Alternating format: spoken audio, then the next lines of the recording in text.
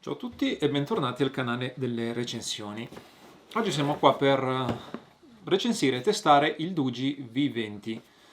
È un nuovo rugged smartphone con delle performance che dovrebbero essere nettamente superiori agli attuali rugged smartphone che, diciamo, da questo punto di vista, dal punto delle performance e del comparto hardware, erano un pochino carenti fino ad oggi. Quindi questo è uno smartphone di alta gamma e di conseguenza dovremmo, diciamo, anche pretendere da questo smartphone delle performance e una qualità in generale elevata.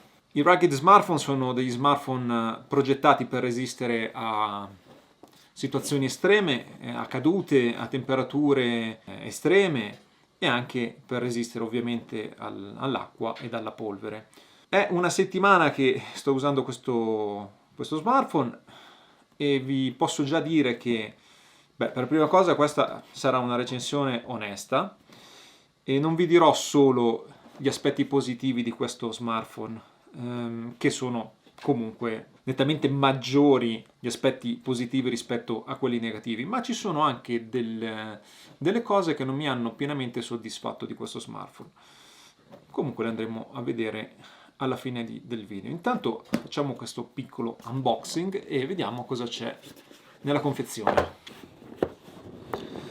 All'interno della confezione, ovviamente il telefono era già stato aperto, abbiamo per l'appunto lo smartphone che adesso andiamo a vedere da vicino.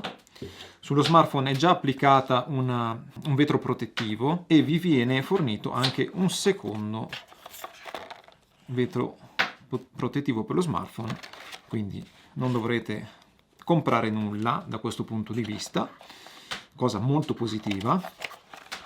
Manualetto di istruzioni, il solito straccetto per pulire, per applicare la protezione di scorta. Abbiamo il caricabatterie per la ricarica rapida a 33 watt,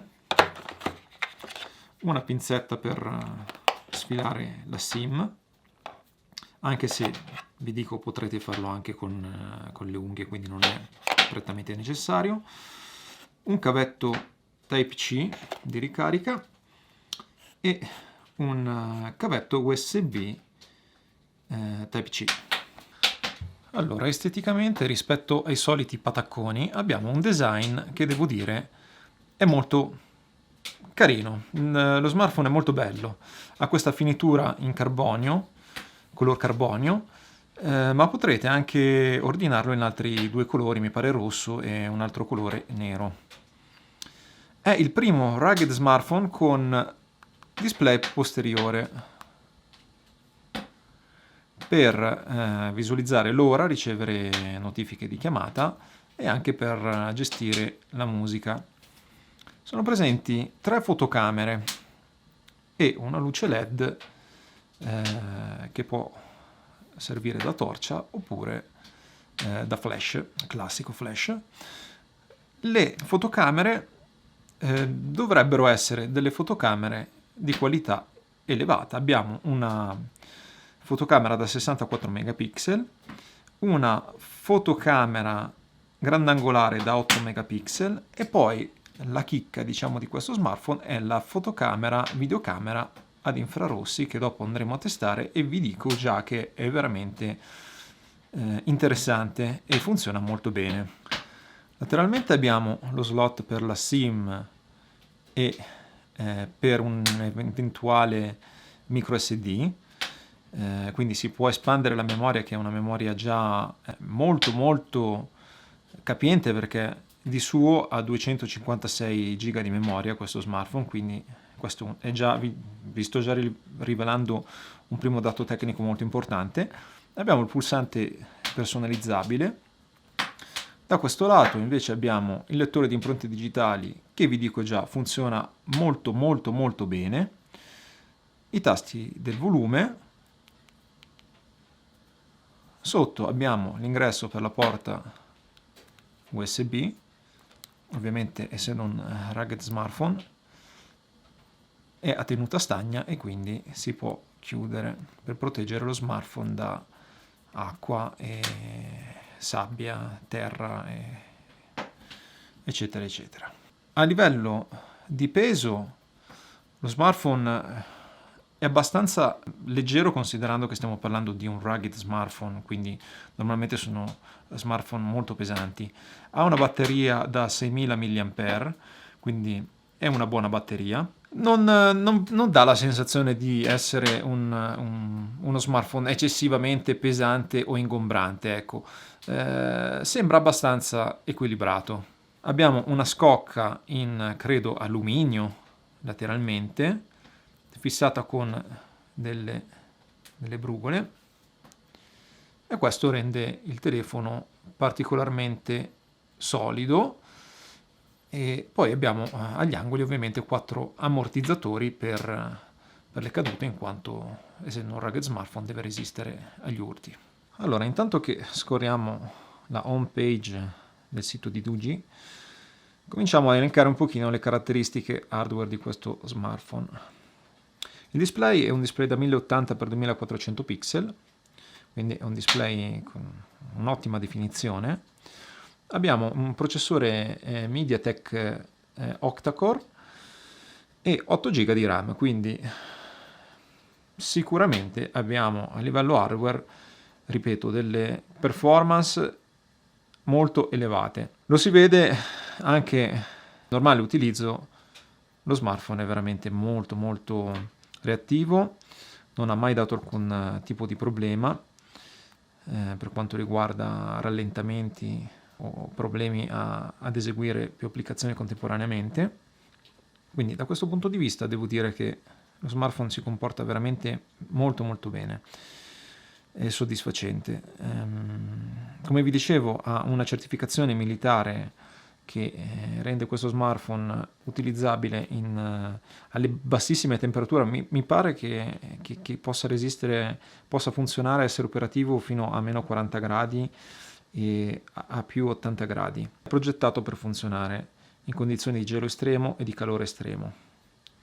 Il display è un display AMOLED e di conseguenza abbiamo anche un consumo minore della batteria come vi dicevo da 6000 mAh, che tendenzialmente vi può durare circa un paio di giorni facendone un utilizzo molto intensivo, ecco. Lo smartphone è 5G, ha la funzionalità NFC per la ricarica wireless e anche per effettuare pagamenti con questo sistema per l'appunto, quindi diciamo che a livello di comparto hardware ha veramente tutto ciò che serve, non manca nulla. Ora proviamo ad andare un pochino sul mio canale, facciamo partire un video. Ci faremo una bella grigliata, una bella mangiata come si deve, perché ce la meritiamo davvero. Questa è la nostra idea per la grigliata di stasera, siccome c'è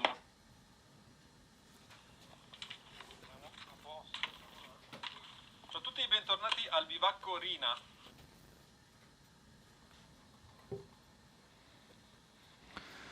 La qualità del display a livello di nitidezza è veramente notevole.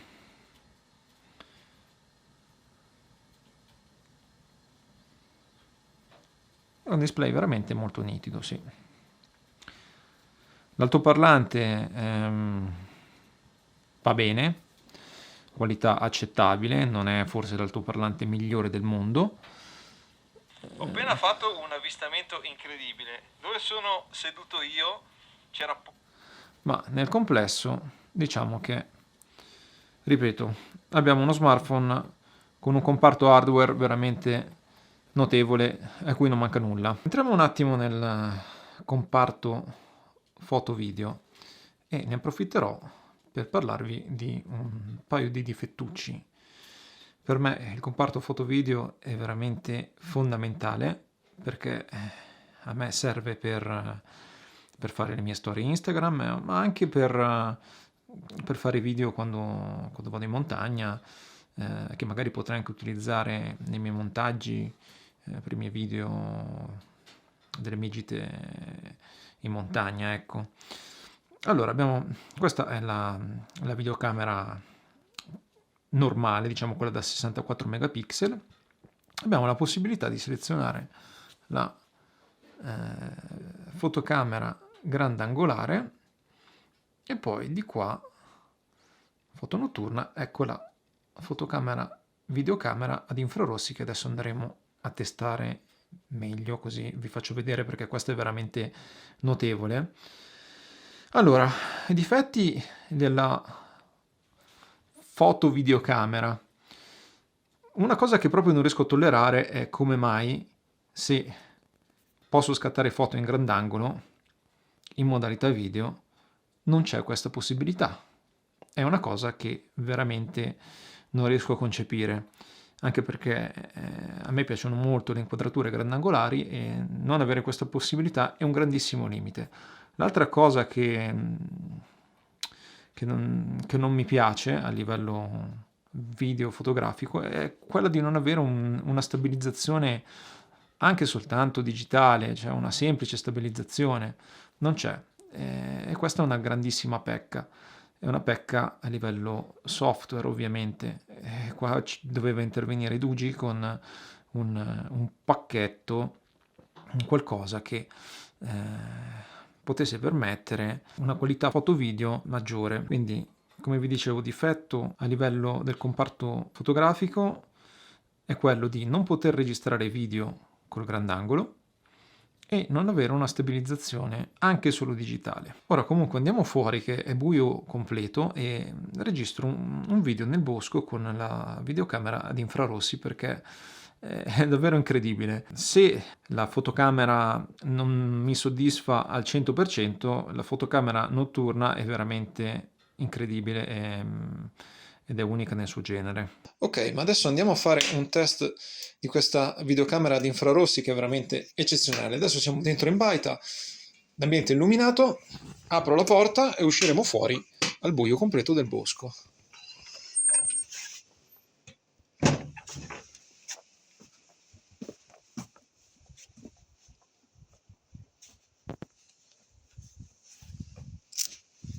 Ovviamente non vedo nulla, mi sto orientando con la videocamera.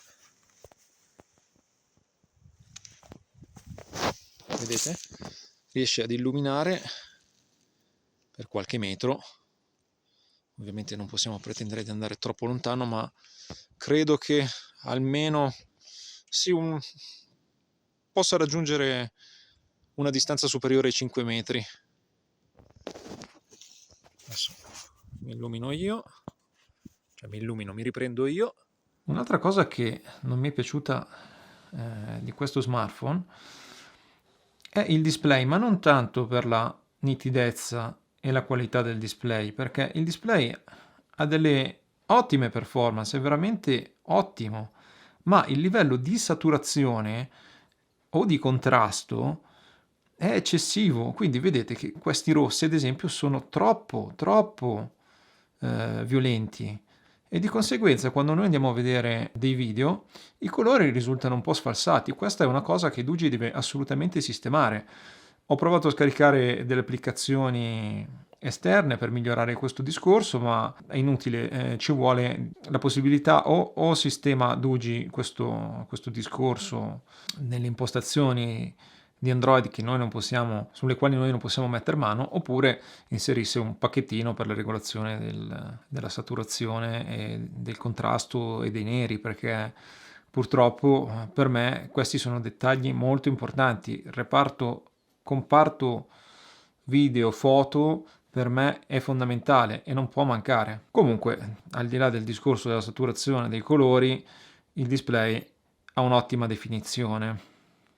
Ho riscontrato un altro problema che è giusto che vi faccia notare, perché chi compra questo genere di smartphone, i rugged smartphone, oltre che per questioni di lavoro, fa lavori gravosi in cui magari è facile danneggiare il telefono, è uno smartphone che viene usato da noi che facciamo attività all'aperto e che utilizziamo per esempio una Insta 360. Allora, ci tengo a precisare che non è colpa di Dugi in questo caso, però è una cosa che devo far notare.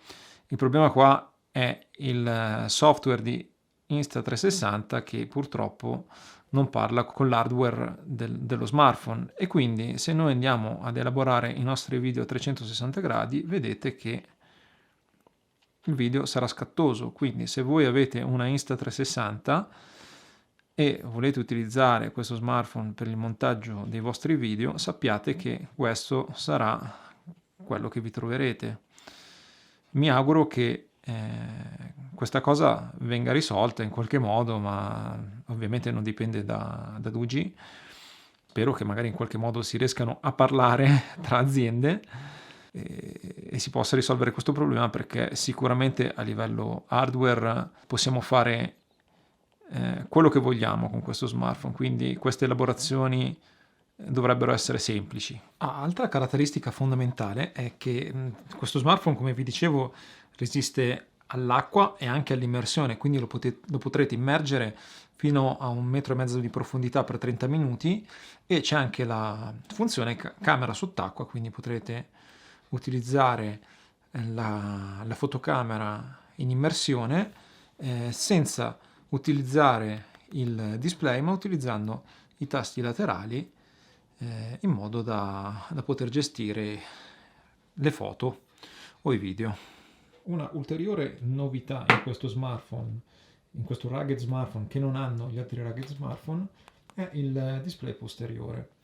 Allora, il display posteriore è carino, ok, però fondamentalmente è più un oggetto, diciamo, estetico che funzionale, perché alla fine possiamo fare veramente poche cose. Possiamo guardare l'ora, mandare avanti la musica, controllare la musica e rispondere alle chiamate.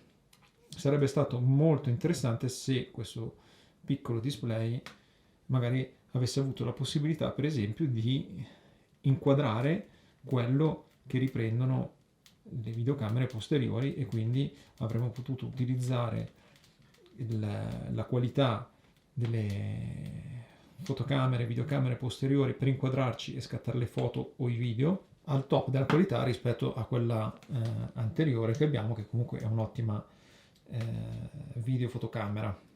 Ed ora è giunto il momento delle conclusioni.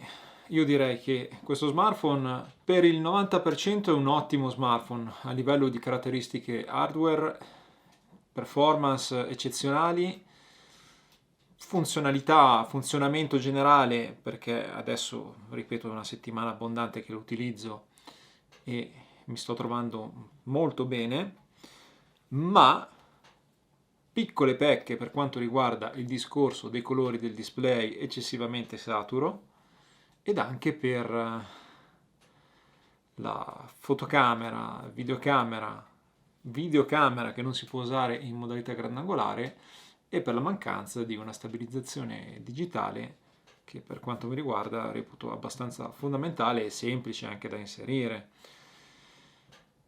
In più abbiamo la problematica con il software di Insta360, e quindi uno smartphone progettato per anche sportivi, persone che lo utilizzano in situazioni abbastanza limite. Purtroppo non abbiamo la possibilità di comunicare correttamente con il software di Insta360, ma ripeto, questo non è un problema di Doogee. Comunque speriamo che si possano risolvere tutti questi piccoli problemini, perché è veramente uno smartphone che vale, e se riuscissero a sistemare questi piccoli nei di questo telefono sarebbe veramente un top di gamma assoluto.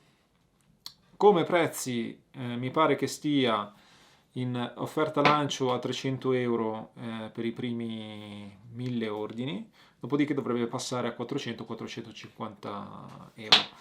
È uno smartphone che uscirà a brevissimo, quindi non è ancora ufficialmente uscito, quindi è proprio nuovo, per quello vi dico che probabilmente ci saranno anche dei miglioramenti su determinate cose di questo smartphone, determinati comparti. Spero che questo video vi sia piaciuto, spero di essere stato abbastanza esaustivo ed onesto e chiaro in questa recensione.